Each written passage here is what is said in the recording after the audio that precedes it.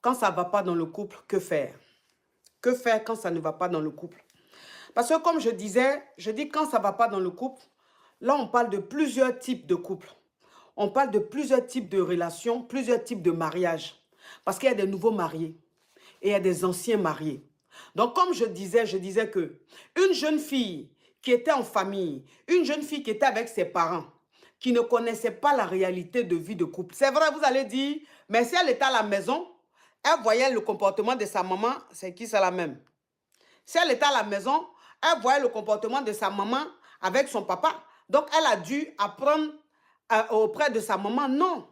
Parce que toi, un enfant, même quand tu es à la maison, c'est que ta maman et ton papa font la soupe. Moi-même, c'est même pas ton délire. Tu t'occupes même pas de ça.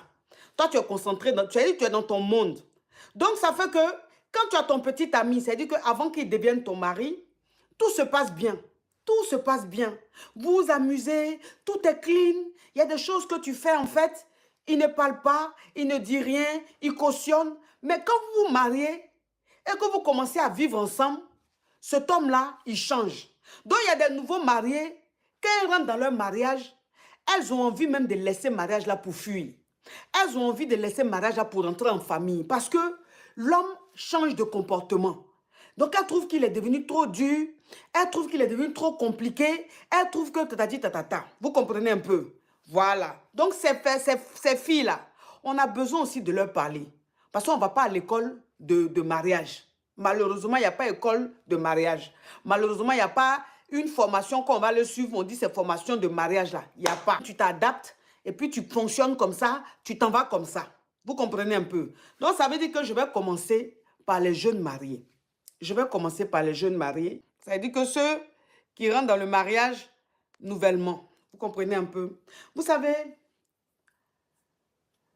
j'ai un exemple, parce que moi, j'aime parler avec exemple. Mes coachings, j'aime faire avec exemple.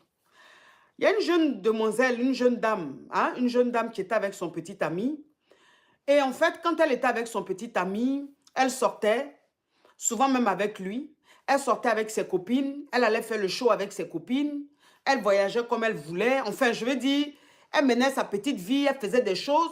Son petit ami ne se plaignait pas.